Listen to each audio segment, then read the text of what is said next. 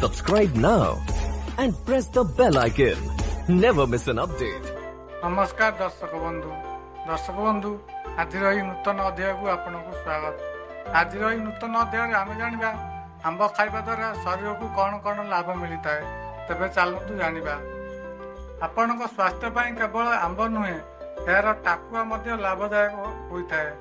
जदि आपण आंब टाकुआ खाऊंती तेबे यह आपण कोलेस्ट्रॉल को नियंत्रण कर साहाय्य करता है। व्यतीत पेट संबंधी समस्या दूर कर आंब टाकुआ अत्यंत लाभदायक होता है।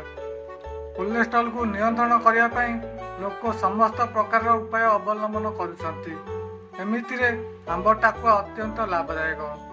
जदि आपण आंब खाइबा परे टाकुआ को फिंगी देउछंती तेबे यह आदौ करंतु नहीं, कारण यह आपणक बहुत लाभदायक होता है। आपण आंब टाकुआ खाई शरीर में कोलेस्ट्रॉल तैयारी करें। यह व्यतीत एथु अनेक बड़ लाभ मिलता है। तेबे आसतु जाना कोलेस्ट्रॉल को नियंत्रण करने सह आंब टाकुआर अन्य एक उपकारिता विषय। यह सहित मधुमेह रोगी माने आंब टाकुआ खाइबा उचित। यह खाइबा द्वारा आपणक रक्त शर्करा स्तर नियंत्रण रही है।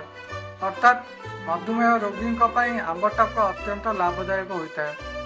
ऋतुस्राव समय जंत्रणा को कम करने आपण आंब टाकुआ खाईपारे।